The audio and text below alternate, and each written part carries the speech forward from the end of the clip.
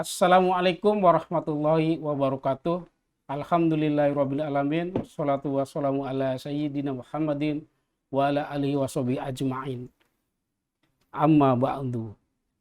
Pemirsa TVNU yang berbahagia, jumpa lagi bersama saya Muhammad Saifullah dalam bincang-bincang talkshow dengan tokoh-tokoh yang kita hadirkan di dalam studio. Dan kali ini kita akan membicarakan tentang hal yang sangat menarik terkait dengan akan pelaksanaan Muktamar NU dan NU menuju abad NU menuju satu abad dan bagaimana kiprah NU di abad kedua nanti. Nah, bersama saya sudah hadir dulu kita kenal sebagai kita panggil sebagai Gusmis, yaitu intelektual muda NU Zuhairi Misrawi, dan kali ini beliau lebih dikenal dengan Gus Dubes karena beliau ditugaskan mendapat amanah menjadi Duta Besar Indonesia untuk Tunisia. Assalamualaikum, Gus. Waalaikumsalam. Talkshow terakhir masih sebagai cendekiawan NU. Oh, iya, di bulan Ramadan, Gus. Iya. Sekarang mendapat tugas dari negara, dari Presiden Jokowi sebagai Duta Besar Republik Indonesia untuk Tunisia. Ini atas nama kru TVNU semua ini kita dalam kesempatan ini mengucapkan selamat bertugas yang baru, semoga amanah dan membawa Indonesia, kesan-kesan Indonesia dan terutama juga membawa NU ke lebih di dunia karena akan bertugas di sana. Iya, betul. Terima kasih teman-teman kru TVNU. Saya sangat bangga dengan TVNU yang terus mengudara, menyebarluaskan Islam yang ramah, yang moderat dan toleran. Saya pribadi, saya tidak akan pernah menjadi duta besar kalau saya tidak pernah aktif di Nahdlatul Ulama, terutama di Mesir ya. Karena ketika kuliah di Al-Azhar, saya berdinamika dengan teman-teman di PCI Mesir. Di Mesir ya. Gus, ini kan Gus kan dari pelosok ya, dari Madura, dari jauh, kampung, dari desa. Bagaimana rasanya begitu mendapat kepercayaan menjadi wakil Indonesia di Tunisia di sana? Istilahnya saya pernah baca status ini, saya orang desa, bisanya apa segini, gimana itu? Dari mana perjalanannya sampai menjadi mendunia lah sekarang ini? Ya semuanya seperti mimpi, tapi saya banyak berterima kasih kepada sekali lagi kiai di pesantren. Terutama sosok-sosok seperti Kiai Haji Abdurrahman Wahid yang menginspirasi kita anak muda NU untuk terus punya percaya diri, punya keyakinan bahwa seperti yang kata Hadratus Syekh, kita asawadul a'dham, bahwa kita ini orang-orang pilihan, orang-orang yang betul-betul memberikan pencerahan. Maka oleh karena itu saya kemarin suan dengan Gusmus di Rembang juga. Mohon doa, minta nasihat, dan sekaligus pamitan karena akan bertugas ada 3 atau 5 tahun. Semuanya seperti mimpi, tapi ini mimpi yang menjadi kenyataan, dan kenyataan ini harus ditunaikan sebaik-baiknya untuk kemaslahatan bangsa dan negara. Tentu karena saya juga kader NU, pasti ada misi bagaimana NU dibawa ke panggung dunia. Gus, ini sebentar lagi akan ada momen Muktamar NU ke-34, dan Muktamar ini Muktamar terakhir di abad ke-1 ya. Bentar lagi mungkin dari tanggal Masehi 5 tahun lagi, kalau di Hijriah mungkin 2 tahun lagi kita akan masuk itu ke abad kedua NU. Nah, dalam momen Muktamar ini sebetulnya apa yang pikiran-pikiran Gus Dubes ini untuk kita sebagai NU, sebagai organisasi menuju abad kedua 5 tahun ke depan? Apa yang harus kita lakukan? Apa yang harus kita persiapkan? Adaptasi apa yang harus kita siapkan sebagai organisasi sebagai organisasi Islam terbesar di dunia? Jadi ini momen Muktamar 34 ini yang terakhir abad pertama. Jadi ini momen refleksi. Selama 1 abad ini apa saja capaian-capaian Nahdlatul Ulama. Capaian-capaian yang harus kita lihat sebagai kekuatan kita. Lalu kemudian dari capaian ini kita akan melangkah kepada visi ke depan. Bagaimana visi Nahdlatul Ulama? Nah, saya akan mulai pada refleksi satu abad Nahdlatul Ulama. Kita patut bersyukur karena NU solid di tengah sulit. Ada momen Solid pandemi. di tengah sulit. Iya, solid di tengah sulit. Bahwa kita masih kokoh sebagai rumah besar ulama di Indonesia, ulama Nusantara. Kita punya pesantren, kita punya perguruan tinggi, kita punya jamaah, kita punya kultur, dan kita punya kader. Nah, di antaranya saya, kader-kader muda Nahdlatul Ulama yang mempunyai kapasitas intelektual yang sangat mumpuni, dan saya kira ada ribuan, ratusan ribu. Ini kekuatan bahwa inilah capaian NU pada abad pertama. Nah, pertanyaannya, capaian-capaian yang besar ini untuk apa pada abad kedua? Maka sekali lagi ketika saya berbincang-bincang dengan Kiai Haji Mustafa Bisri di Rembang kemarin, maka saatnya NU menata diri, memanage bagaimana potensi yang besar ini digunakan untuk kemaslahatan NU, kemaslahatan Indonesia, dan kemaslahatan dunia. Maka saya selalu mengatakan ke seluruh kader-kader NU bahwa NU itu punya kekuatan gagasan yang sangat luar biasa, yang mana gagasan itu akan memberikan dampak yang besar. Nah, kalau dengan bincang-bincang Gus Mus ini, apa yang kita capai sekarang ini sebenarnya kan pada Muktamar tahun 84 di Situbondo. Nah, disitulah dirumuskan 3 konsep paradigma NU, yaitu ukhuwah Islamiyah, ukhuwah Watoniyah, ukhuwah Basyariyah Insaniyah.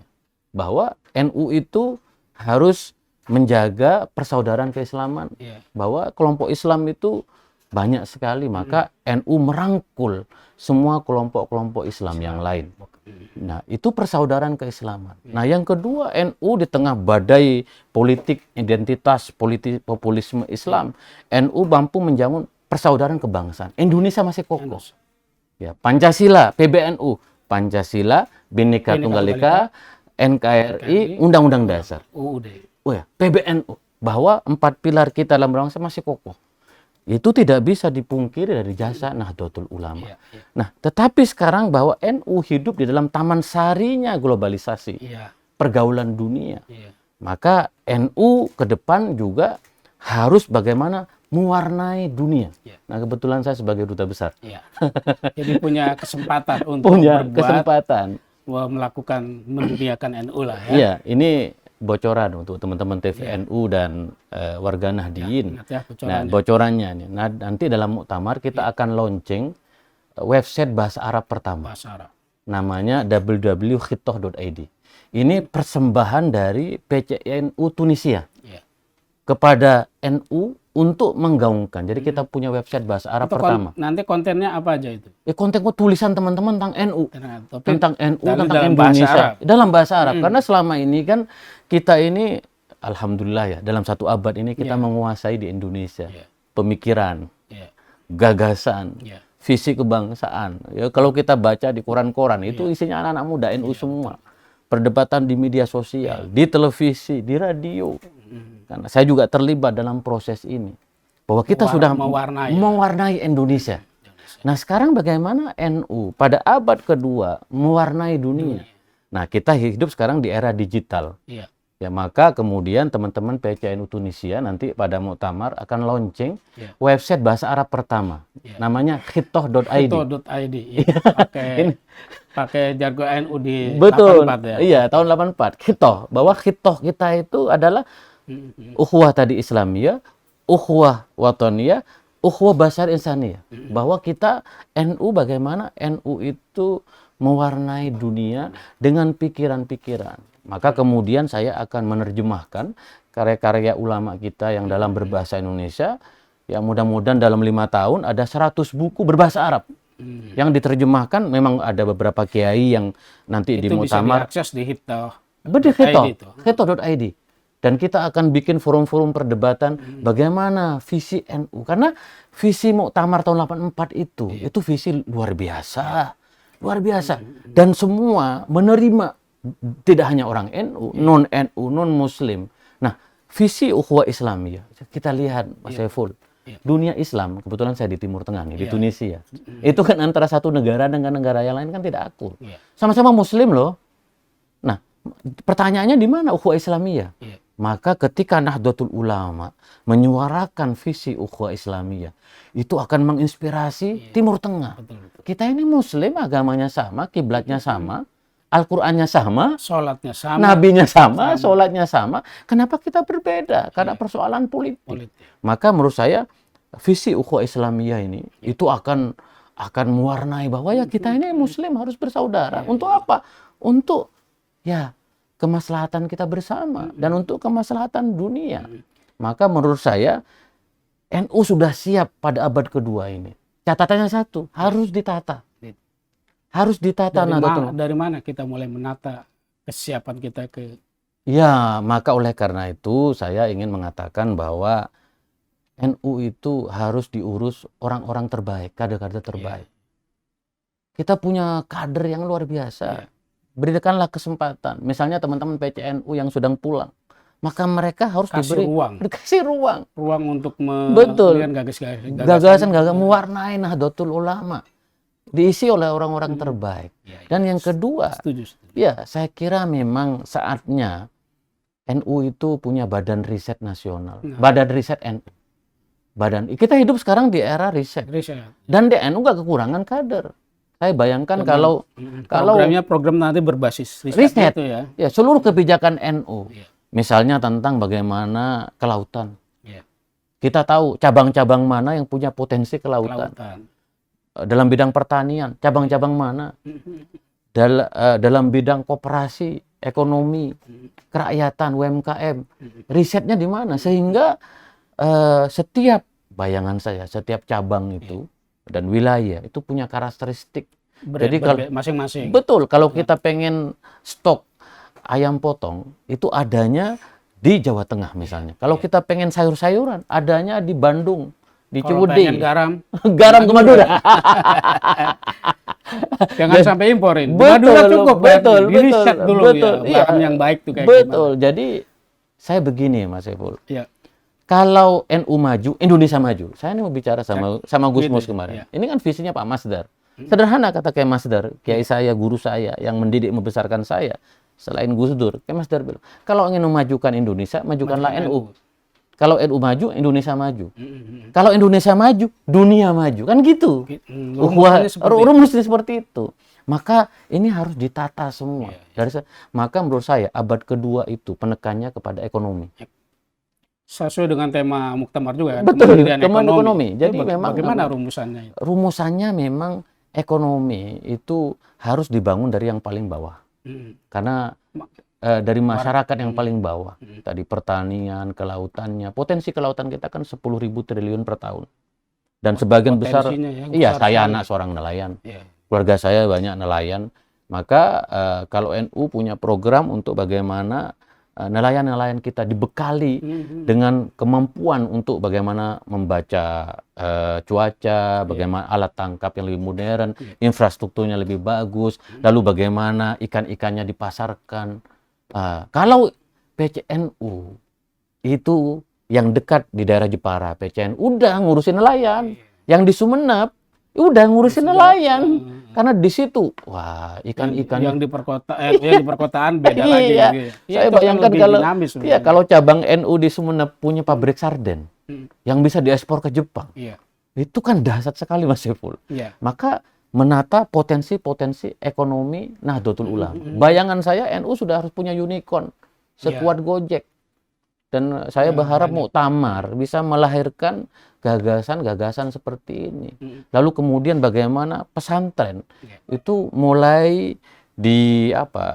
dikembangkan karena pemerintah sudah memberikan perhatian, tinggal bagaimana role model dari kasih undang-undang regulasinya, sudah dikasih ada pendanaannya juga ya. Betul. Saya kemarin suan ke sejumlah pesantren yang dikelola oleh anak-anak muda, kiai muda. Pesantren Bina Insan Mulia di Cirebon, pesantren As-Salafiyah Melangi di Jogja, Baitul Kilma, kiai muda mulai mengelola dan mereka sudah mulai memformasi pesantren digital. bagaimana dikelola dengan digital. Sehingga, wah saya luar biasa itu menarik. pesantren digital. Dan mau tidak mau sekarang. Sehingga ini banyak orang Jakarta. Karena kita selama ini kan, kita ini kan 90 juta atau 100 juta warga NU. Warga NU. Masih ada sekitar 170 juta, 190 juta, let's say lah. 150 juta yang nggak keurus. Nah, kita NU ini mulai membuka diri untuk orang-orang yang non-NU belajar. Bayangkan itu pesantren-pesantren digital ini. Dahsyat sekali dengan metode baru, dengan satu menggabungkan antara salaf yang kita kenal, kitab-kitab kuning, bagaimana mendalami kultur menghormati kiai, ya kan? Tapi dengan metode pembelajaran dari Finlandia, dari Australia. Saya dahsyat. Maka saya ingin pesantren jadi alternatif pendidikan nasional.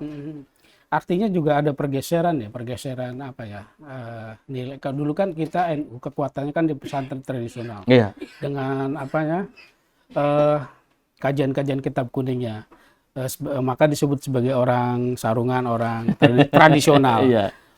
Tanpa meninggalkan kultur itu bisa ya kita pesantren digital itu bergeser. Betul. Jadi kita beradaptasi lah dengan zaman. NU membuka diri. Sebab bagaimanapun ini negara-negara besar. Negara sudah bekerja dengan tugas-tugas negara itu sendiri. Tetapi kan masih ada sekitar 100 juta itu. Dan kecenderungan sekarang ingin belajar di pesantren. Kenapa? Pesantren kan salah satu cirinya punya akhlakul karimah. Betul, anak diajarkan punya karakter. Nah, sekarang bagaimana akhlakul karimah plus ilmu pengetahuan? Bayangkan misalnya di daerah pesantren Python, kita mendengar sudah ada diajarkan bahasa Mandarin. Ada adik saya namanya Nufi Basuki yang sekarang kuliah S3 di Tiongkok. Itu kan bahasa Mandarinnya fasih, bahasa Arabnya fasih. Itu kira-kira gambaran NU abad kedua itu. Jadi al-muhafadhu alal qadimi sholeh wal akhdu bil jadidil aslah. Identitas NU, karakter NU tetap kuat seperti kita sebagai santri, ya kan? Dimensi keulamaan tapi wal akhdu bil jadidil aslah. Makanya saya bayangkan kalau nanti kemudian NU abad kedua itu kita punya doktor 100.000, profesor 100.000. Ya, artinya di abad kedua kan akan ada bonus demografi. Dan bonus demografi itu mungkin diisi oleh kader-kader NU yang sudah siap. Yang menjadi berkah bukan menjadi musibah. Dan saya optimis, saya sangat optimis ketika melihat, karena dalam bahasa saya, maka hati-hati bagi teman-teman yang ingin mempermainkan NU. NU itu tidak hanya dijaga ulama, tapi dijaga oleh para wali. Ini juga mau saya tanyakan Gus, ya kan? Di antara potensi kekuatan NU akan mendunia, dinilai dengan nilai-nilainya, dengan dengan khas ke-NU-annya kan ada kelompok-kelompok yang katakanlah menyerang NU, menyerang ideologinya, yang tidak senang secara politik juga. Nah, ini tantangannya gimana dengan kelompok-kelompok seperti ini? Kan seringkali kita di media kan benturan ya. Apalagi misalnya kepentingan politik, mendukung sesuatu kan pasti benturan. Ini gimana Gus tantangan untuk? Tantangan memang akan ada selalu orang yang ngerecokin NU dari segi gagasan. Tapi saya yakin bahwa kita sudah sangat mapan. Kader-kader kita pemikir-pemikir kita, ulama-ulama kiai kan juga terjadi regenerasi ulama. Tadi kita menyebut kemudian ada Gus Bofik, ada Gus Baha, ada Gus Kausar, banyak sekali, muncul kiai-kiai muda. Kita bisa tonton di TVNU bagaimana kiai-kiai muda kita mewarnai ruang publik. Jadi dari segi pemikiran, gagasan, keulamaan, NU itu kuat tetapi sekarang dari segi ekonomi. Maka dari segi ekonomi itu bayangan saya bahwa NU harus melahirkan pengusaha-pengusaha.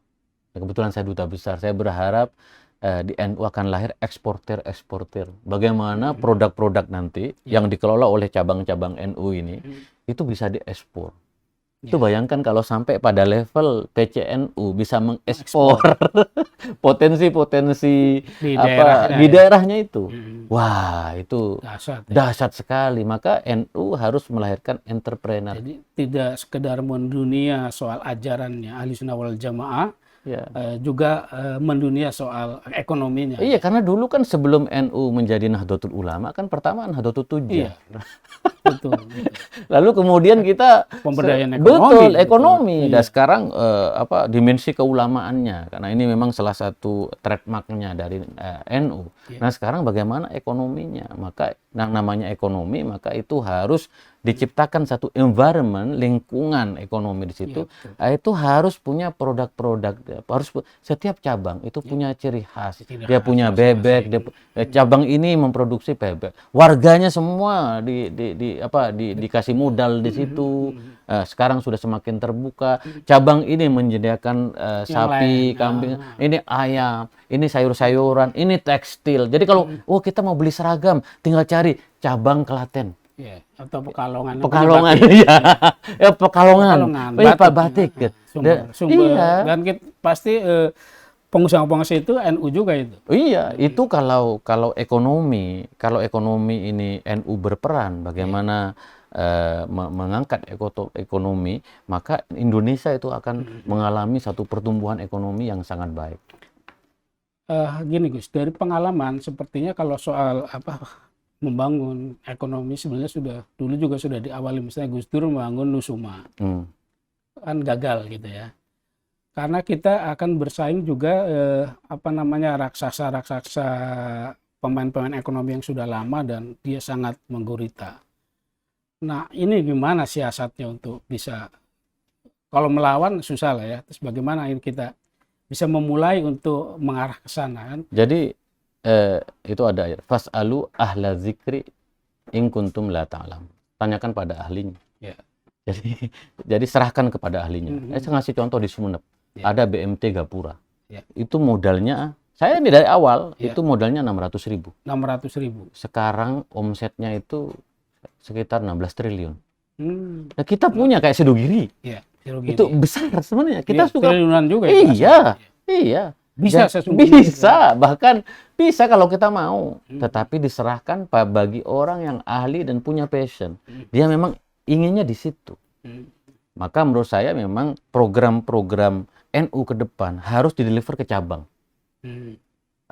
Jadi wilayah dan pusat itu mensupervisi. Karena yang punya umat ini kan cabang-cabang. Maka kita petakan ini melalui Badan Riset NU yang saya usul supaya ada Badan Riset NU. Kenapa? Badan riset itu kan memetakan di daerah Jawa Tengah ini potensinya apa saja, Jawa Timur potensinya apa saja. Di luar Jawa bagaimana? Iya, dan sekarang apalagi saya baru ketemu dengan Gubernur Jawa Timur, Ibu Khofifah, Ketua Muslimat kita. Beliau punya program One Pesantren, One Product. Untuk ekspor loh. Nah, itu bayangkan, one cabang, one product. Itu mimpi saya, sederhana itu. Tinggal kemudian bagaimana mensupervisi manajemennya, pemasarannya, pengelolaan keuangannya seperti apa. Karena ini sudah menyangkut ekonomi. Kalau ekonomi ini sudah beda, karena di situ ada untung dan rugi. Jadi harus dilihat untung dan ruginya. Nah, bayangkan nanti kalau kemudian setelah ini ditata-tata, lalu kan tinggal bilang, kontak ke saya sebagai duta besar di Tunisia. Ini kita punya produk ini bisa dipasarkan enggak? Dan saya bisa membantu ke negara-negara yang lain. Sekitar Tunisia ya? Iya, sekitar Tunisia. Terutama di kawasan Timur Tengah, karena kita dekat dengan Italia, dengan Portugal, Yunani, Spanyol, Perancis, ya kan, Qatar, Kuwait, Turki, itu kan Mesir, itu kan daerah-daerah dekat dengan kita. Maka menurut saya abad kedua itu lebih kepada ekonomi. Yang kedua, teknologi, sains dan teknologi. Karena bagaimanapun kita sudah zamannya. Industri 5.0. Teknologi. Nah, NU harus melek teknologi. Maka harus mulai dirumuskan pesantren-pesantren yang berbasis digital, digital tadi itu, teknologi, pengembangan teknologi itu, supaya anak-anak kita tidak sekolah di tempat yang lain. Kita banyak sebenarnya pengalaman-pengalaman di NU, tinggal bagaimana pengalaman yang berhasil itu dikopi. Jadi sains dan teknologi itu harus menjadi salah satu kekuatan. Nah, kita punya banyak kader-kader nih, saya sudah bicara dengan teman-teman PCNU beberapa kali Zoom meeting gitu. Tinggal mereka ini diberi kesempatan untuk mengelola, disupervisi dengan satu kepemimpinan yang manajerial. Dia menjadi seorang manajer gitu, yang kuat. Nah, bayangan saya itu ketua Tamfidia itu menjadi CEO. Dia manajer, dia mengelola bagaimana wilayah dan cabang, terutama wilayah dan cabang itu membangun satu bangunan ekonomi dan kesejahteraan sosial. Sains dan teknologi tadi itu menjadi penting. Tapi menurut saya abad kedua tetap sumber daya manusia. Maka kita harus mempersiapkan di situ. Sekali badan riset nanti akan ngecek NU ini anak-anak pinternya ini ada berapa. Nah, anak-anak pinter ini apa saja udah disekolahin untuk menjadi dokter. Nah, badan riset itu menjadi penting, bahwa karena di negara pun ada beasiswa, ada beasiswa LPDP yang angkanya sangat besar sekali. Nah, bayangkan kalau anak-anak orang miskin, saya ini sama lah orang miskin di kampung dulu ya berjuang mati-matian. Nah, sekarang kalau dibantu oleh PBNU untuk bagaimana anak-anak muda itu, anak-anak orang miskin ini yang pinter-pinter ini, mereka diberikan kesempatan. NU memfasilitasi mencarikan beasiswa dari negara LPDP, tapi itu dicatat, terukur. NU memonitor. Ketika jangan sampai dia belajar di Cina, habis itu lepas tangan, jangan ambil lagi. Iya, habis nanam ambil, betul, panen. Jadi nanti salah satu di PBNU ada pengurus yang memonitor perkembangan anak kita yang kuliah di Amerika, yang kuliah di Australia. Nah, sekarang kan mereka kuliah nggak ada yang monitor tuh. Muncul tahu setelah mereka muncul ya. Ada Gus Nadir di Australia. Betul. Ada yang bioteknologi yang lulusan Amerika. Komlot lagi. Nah, saya bertanyanya, PBNU tahu nggak kita punya kader di Amerika yang berkualitas. Lalu setelah pulang mereka ditempatin. Maka kader-kader itu, SDM itu penting dipersiapkan, dimonitor, diberikan, difasilitasi. Bahkan kalau bisa, ini jangan sampai mereka juga dilatih MKNU, Madrasah Kader Nahdlatul Ulama. Jadi mereka juga wawasan KNU-annya di-upgrade terus. Ideologisasi KNU-annya semakin kuat. Betul. Nah, lalu kemudian di NU kita memberikan tempat. Nah, saya kalau NU ini dikuasai orang-orang smart, orang-orang cerdas, wah itu akan akselerasi. Perubahannya itu begitu cepat. Karena NU itu sudah siap, ibarat pesawat itu sudah di landasan, tinggal terbang. Nah, sekarang nahkodanya ini harus cepat. Ya, dia mau terbang atau dia mau tetap di situ saja. Maka kita berharap bahwa nahkodanya ini akan membawa NU itu terbang tinggi, mewarnai Indonesia dan mewarnai dunia. Ini juga yang mau saya tanyakan. Jadi NU itu kan dalam sejarahnya punya pemimpin yang selalu secocok dengan zamannya. Misalnya di pra kemerdekaan kan, ketika masih menjadi murni organisasi ulama, banyak dipimpin oleh para ulama. Ketika menjadi partai politik, kita ada Kiai Idam Khalid yang dari luar Jawa, dan beliau mampu mengadaptasi perpindahan antara Orde Lama ke Orde Baru. Juga ketika itu ada Gus Dur yang mengembalikan begitu candi NU pada kekuatan civil society. Nah, menuju abad yang akan memimpin 2 abad berikutnya, itu model pemimpin seperti apa nanti NU ini? Nahkoda itu tadi. Sosoknya seperti apa? Saya sudah menjelaskan tadi. NU ini kapal besar. Potensinya besar, ya kan? Maka dibutuhkan orang-orang yang fresh, orang-orang yang segar. Dan di NU itu banyak sekali. Maka nahkodanya itu yang mampu, nahkoda itu siap landas, siap terbang. Ya. Nah, tetapi ya kita serahkan kepada para kiai Ya. dan PW, PC dan PCNU Ya. untuk memilih pemimpin. Tapi NU butuh pemimpin yang fresh. Ya. Tetapi pemimpin saya tidak cukup. NU membutuhkan satu pemimpin yang mampu menggerakkan organisasi, menata organisasi, memanage organisasi. Ya, ya. Saya sudah bicara dengan Kiai Haji Mustafa Bisri. Rupanya Kiai Haji Mustafa Bisri itu berbicara soal bagaimana menata organisasi sejak tahun 84. Ya. Muktamar waktu itu kan emang zamannya zaman pemikir nih, orang-orang besar, Rois Am kita, Gus Dur, orang-orang besar. Sejak 84 itu sudah Kiai Mustafa Bisri, Gusmus sudah menyampaikan ke Allahyarham Kiai Haji Abdurrahman Wahid supaya ada orang yang fokus menata organisasi, menata PB-nya, pengurus besarnya, PW-nya, menata cabangnya, cabang istimewa itu ada 53 cabang istimewa itu mau diapain? Yang di luar negeri. Lah iya saya tanya, PBNU punya data nggak? PCNU yang 53 itu, ya kan, datanya. Maka badan risetnya ini dari 53 cabang. Ini ada berapa ribu kader kita. Kemampuannya apa? Supaya ketika mereka kita minta untuk dan mereka ingin membangun NU, maka menata NU, maka pemimpin yang bisa menggerakkan organisasi, menata manajemen organisasi, dan tapi dengan ukuran-ukuran yang jelas, target-target yang jelas. Maka saya bermimpi mudah-mudahan ditonton oleh Mu'tamirin ya, bahwa nanti Badan Riset Nahdlatul Ulama. Nah, sekarang itu harus semua berbasis pada riset.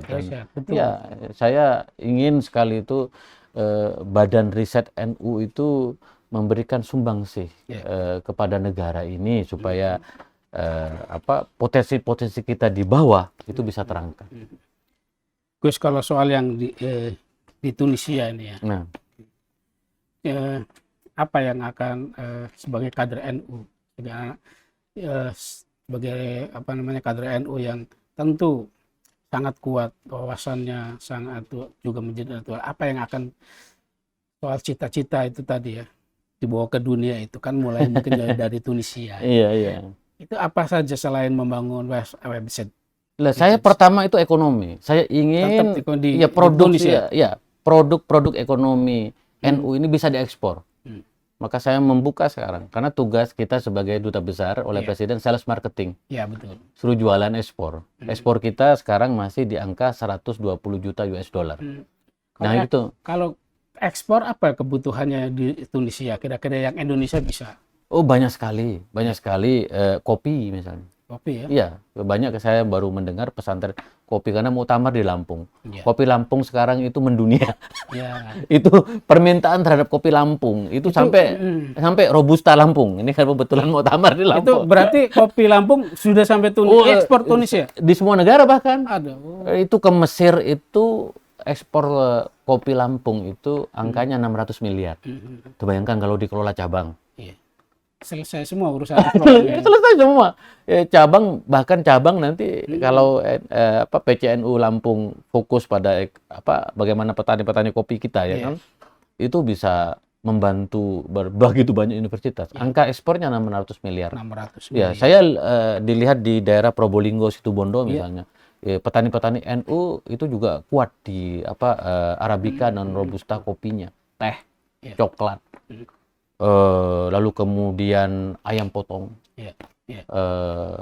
daging juga, beras. Ayam potong juga ekspor. Tunisia. Iya. Maka saya menunggu ini dari cabang-cabang. Kalau ada produk-produk yang siap diekspor, kita itu sudah akan membantu karena ini perintah Presiden Jokowi supaya meningkatkan ekspor. Dan di masa Presiden Jokowi ini kita surplus. Artinya ekspor kita lebih besar dari impor. Ini sejak 3 bulan, 4 bulan terakhir.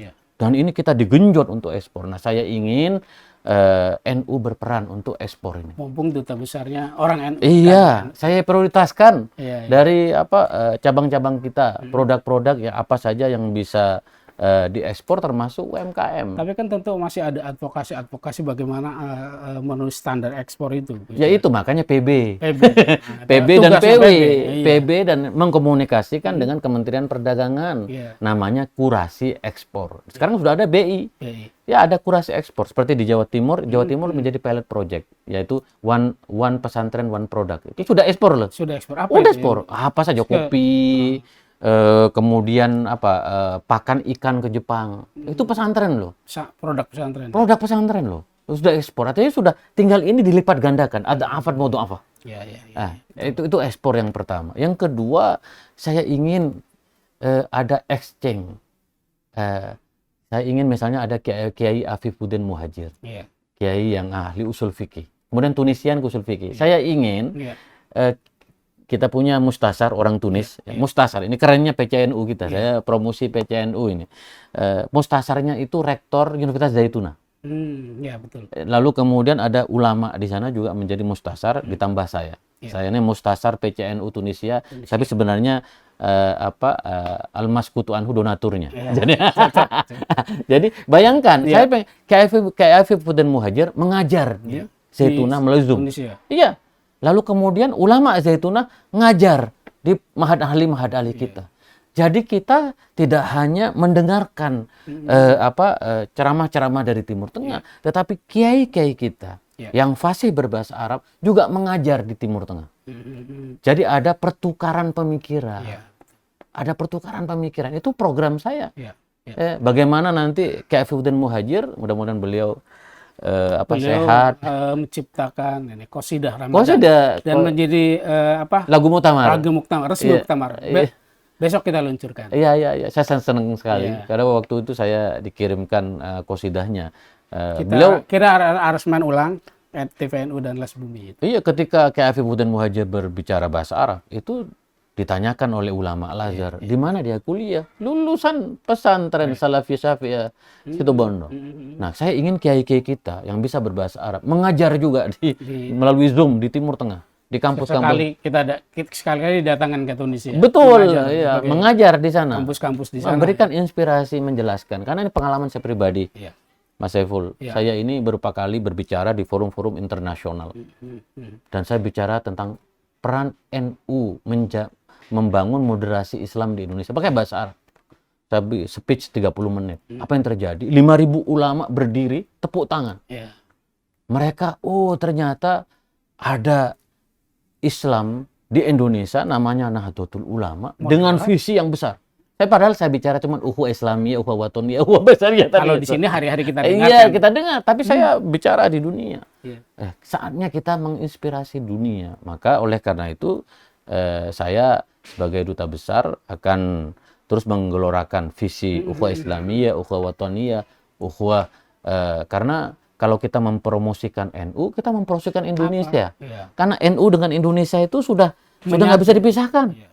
Nah, tugas dari duta besar itu kan promosi Indonesia. Jadi kalau saya promosikan NU, promosikan Indonesia sebenarnya gitu. Karena NU menjadi bagian integral yang tidak dipisahkan dari Indonesia. Tentu saya kemudian ingin ada kerjasama antara pesantren-pesantren kita dengan beberapa kampus. Karena di sana ada Universitas Zaituna. Ini yang sangat bagus sekali dengan satu kurikulum. Universitas terbaik di sana ya? Iya, di sana ada universitas yang sangat lama, Khairuan. Khairuan itu juga sudah punya kerjasama untuk tahfidz dan tafsir. Kira-kira produknya melahirkan sosok seperti Gus Baha. Hafal Quran, tapi ngerti tafsir. Sebab kalau kita hafal Quran saja, tidak ngerti tafsirnya, itu kurang baik, kurang sempurna, kurang lengkap. Tidak sempurna. Iya, betul. Sejauh ini ada 10 beasiswa. Nanti saya coba akan lobby dengan skema nanti misalnya dapat dari beasiswa dari BUMN. Karena cuma 2 tahun. Jadi hafal Quran dan tafsirnya. Fokus di situ karena salah satu kekuatan Tunisia di bidang tafsir. Ada Thohir bin Ashur. Ada ahli tafsir. Iya, At-Tahrir wa Tanwir. Itu satu kitab tafsir kontemporer yang dijadikan rujukan oleh Pak Quraish Shihab. Tahrir wa Tanwir.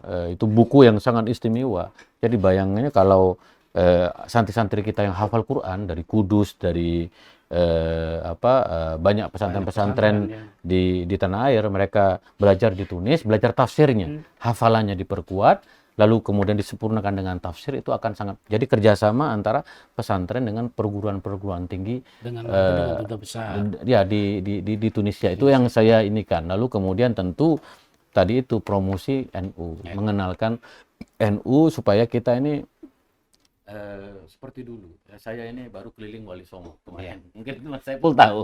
Lihat Iya. statusnya. Iya. Itu ini mana adab santri. Iya betul. Saya kemarin ziarah ke Wali Songo, ke Hadratus Syekhuna Khalil, Bung Karno, tentu bapak saya. Saya ingin mengenalkan Wali Songo. Karena ini sejarah. Iya. Jas hijau. Katanya, jangan sekali-kali lupakan jasa ulama.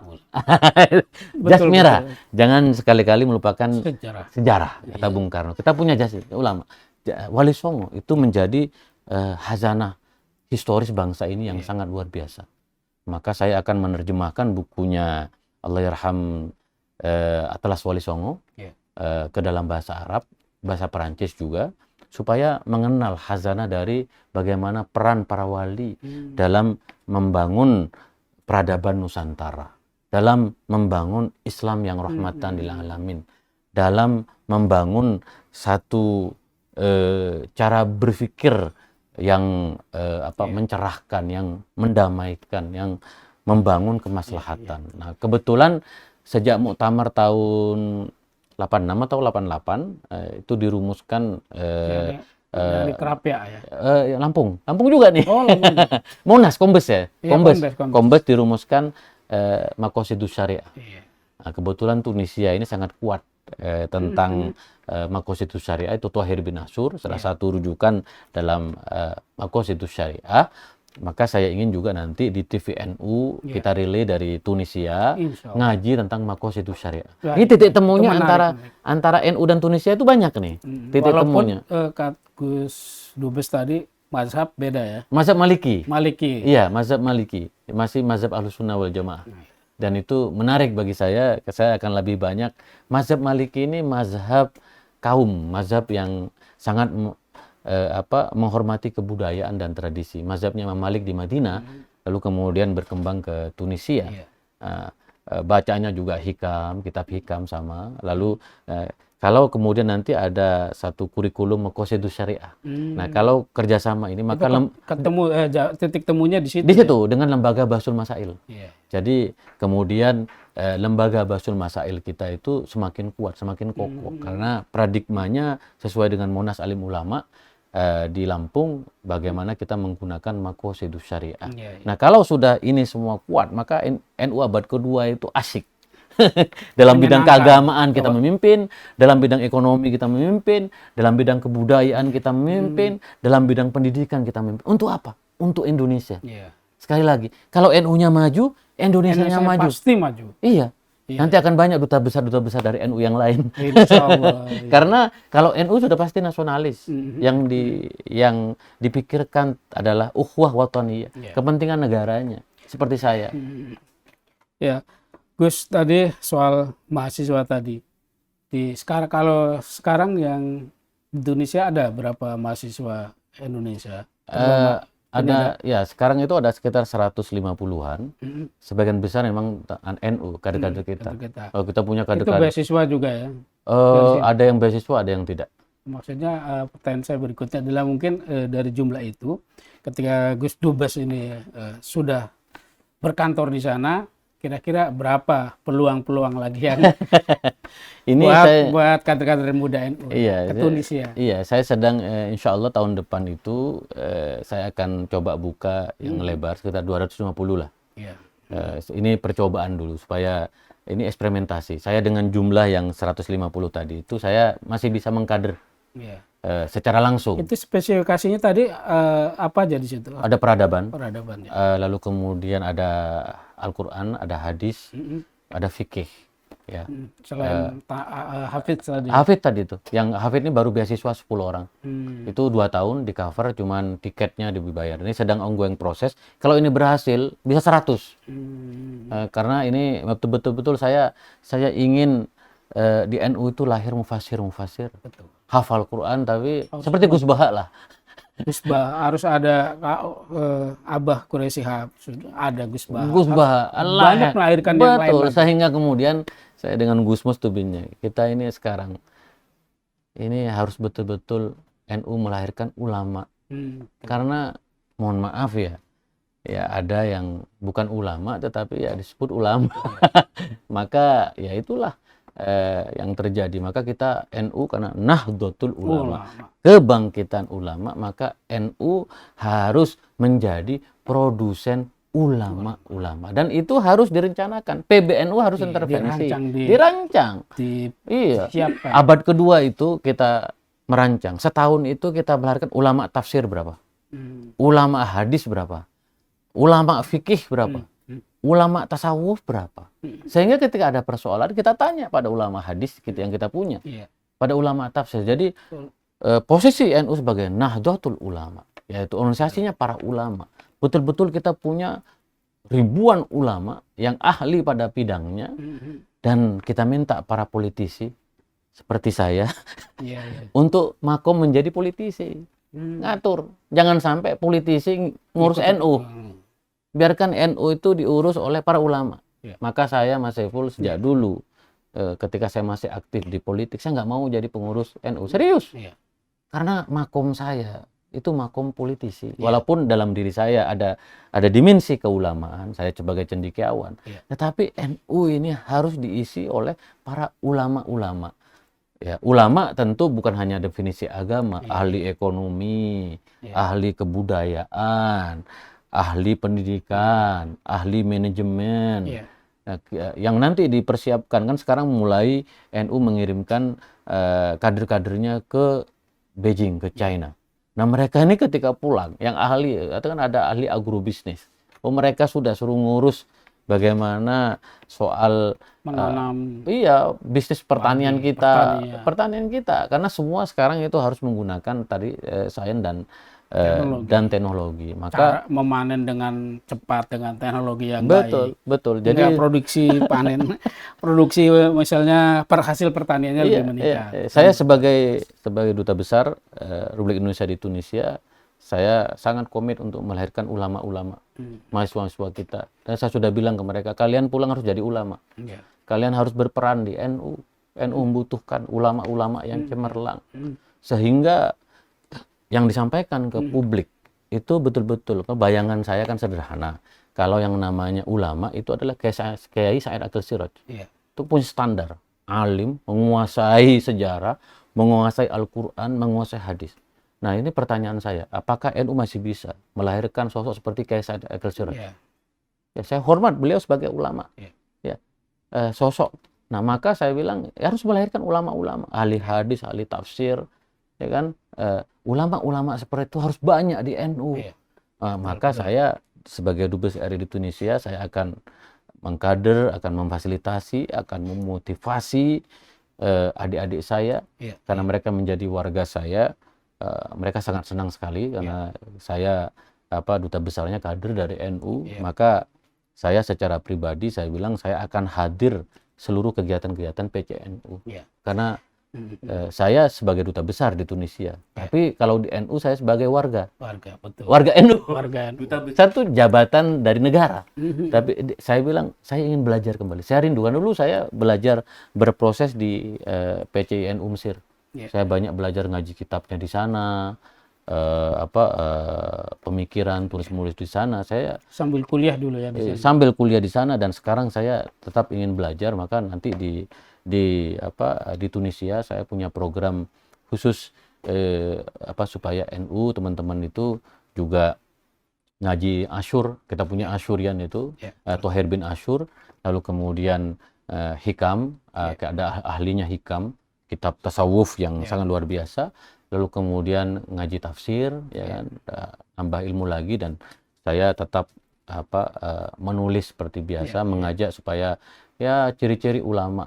Saya ketemu dengan Ibu Gubernur, Ibu Khoifah, dia cerita beliau sedang punya program digitalisasi karya ulama-ulama Nusantara. Nah, ini penting saya sampaikan juga dalam dialog ini, digitalisasi ulama. Ternyata ratusan ribuan karya ulama-ulama kita dalam bahasa Arab. Dan sekarang Bahkan sedang ada yang tulis tangan juga. betul, sekarang sedang didigitalisasi, dipindahkan ke digital. Untuk pertama beliau kerjasama dengan Alexandria, perpustakaan Alexandria. Saya ingin karya-karya itu, saya bilang ke Bu Gubernur, nanti kita kerjasama dengan Zaitunah juga, dengan Khairuwan gitu, sehingga ini terjadi semacam jaringan ulama Indonesia Tunisia, jaringan ulama Indonesia Mesir, jaringan ulama Indonesia Arab Saudi. Jadi nanti akan muncul poros Ahlus Sunnah wal Jamaah, poros dunia. Jadi dunia. Indonesia imamnya. Kita kan Ahlus Sunnah wal Jamaah. Iya. Jadi Indonesia ada poros global Ahlus Sunnah wal Jamaah, NU menjadi imamnya. Imam menjadi, wah kalau itu terjadi, dunia akan damai, dunia akan lihat dipimpin oleh Makosidus Syariah. Hari ini aja banyak dunia belajar ke NU datang. Betul. Kenapa di sini damai yang karena NU mengajarkan kedamaian, ya kan? Iya, baru kemarin Lazisno memberikan beasiswa ke mahasiswa Tunisia pasca sarjana, 2 orang. Saya sangat senang sekali dan saya mendukung supaya kalau NU kan selama ini menerima beasiswa. Ini sekarang memberi beasiswa. Ini NU abad kedua. Jadi NU itu memberi karena hadisnya al-yadul ulia khairun minal sufla. NU harus memberi kepada dunia. Nah, sudah Lazisno ini hebat sekali. Memberikan beasiswa mahasiswa pasca sarjana 2 orang dari Tunisia untuk belajar di UNUSIA. Wah, itu dahsyat. Nanti mimpinya abad kedua kita punya universitas standar internasional yang dikelola oleh NU. Karena dosennya kita punya, ya kan? Cukup. Tanah kita ada, tinggal dibangun standar. Maka marilah kita semua sekali lagi bermimpi menuju abad kedua ini bahwa insya Allah NU dengan seluruh perangkat-perangkat pemikiran yang kita punya, sumber daya yang kita punya, organisasi yang kita punya, kita sesungguhnya bisa kita bisa berperan dan kita bisa membantu Indonesia ini, Indonesia emas tahun 2045.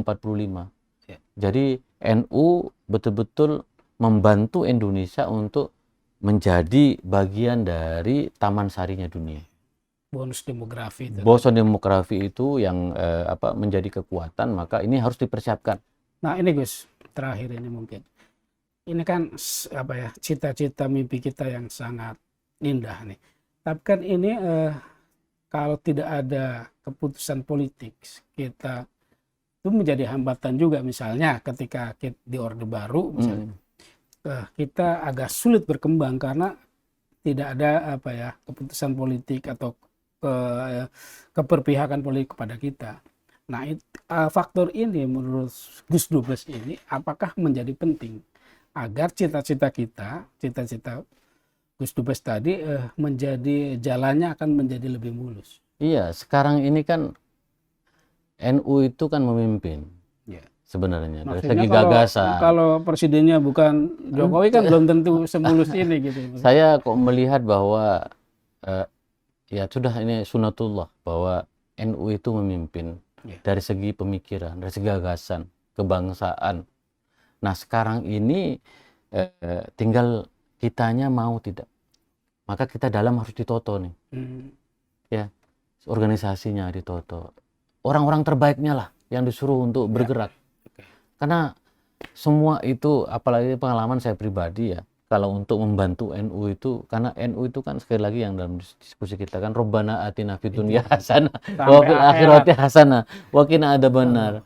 Berkah itu di NU ini. Maka menurut saya bahwa nanti NU abad kedua ini diisi oleh orang-orang pintar-pintar. Politisi mundur dulu lah. Ini saya ngomong di sini serius. Politisi ini udah ngurusin politik. Nah, tetap ngurusi NU tapi di kamar yang berbeda. Yang berbeda. Iya, NU ini biarlah diisi oleh para santri-santri yang punya sumber daya, yang punya visi, punya kemauan membangun NU karena ini kan gerakan masyarakat sipil.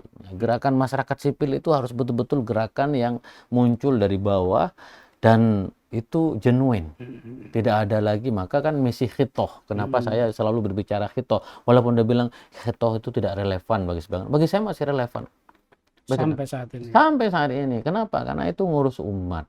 ya kan? Karena NU yang didirikan oleh Hadratus Syekh itu memang ngurus umat, ngurus pesantren. Nah, tinggal pesantren udah diurus, perguruan tinggi diurus, nanti tinggal kita punya badan riset, kita punya badan ekonomi NU, harus punya badan ekonomi NU, BENU. Kalau sekarang sudah ada lembaga ekonomi. Iya, badan ekonomi. Jadi badan Lebih ekonomi kuat itu, lagi, iya badan ekonomi NU yang itu memang ngurus bagaimana company-nya dia. betul di CEO dan itu yang melaksanakan cabang-cabang. Cabang-cabang itu dengan satu produk yang jelas. Ini cabang ini apa kekuatannya, beras, padi, jagung, garam. Ya, itu ikan, produk-produk masyarakat, iya. Sehingga kalau saya hitung-hitung itu potensi ekonominya itu besar sekali, bisa sampai 100 triliun sebenarnya. Kalau khususnya di Tunisia berapa? Kopi tadi itu, kopi itu ada potensi nilainya? Nilainya bisa kita sampai $1 miliar. $1 miliar. Lumayan besar juga. Iya. Dan terakhir mimpi saya ini, kita bermimpi saja sebagai kader muda NU, bagaimana supaya mulai dihidupkan iuran. Ya, iuran terutama ini kalau kita punya 100 anggota, masa tidak ada 1 juta, 2 juta warga yang mampu. Saya kira koin muktamar itu Gus sudah dimulai. Kalau koin itu kan apa ya, udah ya beda ya, beda ya, harus dikelola dengan sangat baik. Bayangkan kalau ada 1 juta, 2 juta orang per bulan nyumbang 100 sampai 1 juta. Tapi sekali lagi, karena al-haqqu bila nidomin qad yaghlibuhul batil binidomin, itu ada dalam Qanun Asasi, itu perkataan dari Imam Ali bin Abi Thalib bahwa kebenaran yang tidak terorganisir akan dikalahkan dengan kebatilan yang terorganisir. Maka nanti harus dibikin satu sistem yang mudah, di mana orang bisa menyumbang kepada organisasi. Dan kemudian itu dilaporkan secara periodik, berkala. Sehingga betul, bayangan saya itu seperti Al-Azhar Mesir. Al-Azhar Mesir itu sampai nyumbang pada negara. Tanahnya banyak, ekonominya jalan, dia asetnya banyak. Ya, bayangkan kalau kita punya APBN sekarang per tahun 3.000 triliun. Bayangkan kalau sampai NU bisa asetnya seperti APBN. Itu kan Indonesia, bayangkan. Tadi itu visinya. Kalau NU maju, Indonesia maju. Coba bayangkan kalau NU punya satu aset ekonomi bisnis sendiri yang sampai 3.000 triliun. Indonesia tuh langsung itu naik itu. Dia bisa bersaing dengan China, bisa bersaing dengan Amerika, bisa bersaing dengan Rusia, bisa bersaing dengan India. Itu dari NU yang siap abad kedua itu nanti bisa. Iya, saya mulai memunculkan kebanggaan. Anak saya misalnya, karena anak saya lahir di Jakarta, mudah-mudahan nonton. Sekarang mulai bangga dengan NU.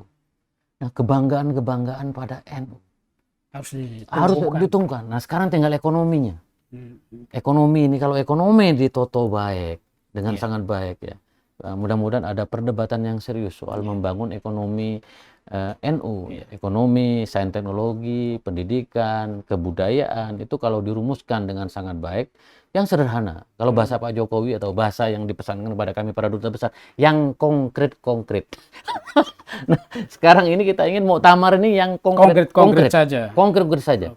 Kita nelayan berapa potensi kita, petani kita, padi berapa potensinya, buah-buahan berapa, sayur-sayuran berapa potensinya, telur berapa potensinya, ayam berapa potensinya, sapi berapa potensinya. Yang konkret ini, kalau ini dilakukan oleh Nahdlatul Ulama, maka ini akan membawa satu perubahan peradaban umat yang maju, umat yang makmur, umat yang sejahtera. Gus Mis, terima kasih. Obrolan kita sangat menarik dan tidak terasa kita sudah 1 jam dari. Kalau memang ngobrolin soal NU, kita ini mengasikkan. Saya selalu asik karena NU itu yang ketulusan, keikhlasan ya, betul-betul bagaimana. Indonesia sangat beruntung lah punya Nahdlatul Ulama. Saya lama di Timur Tengah.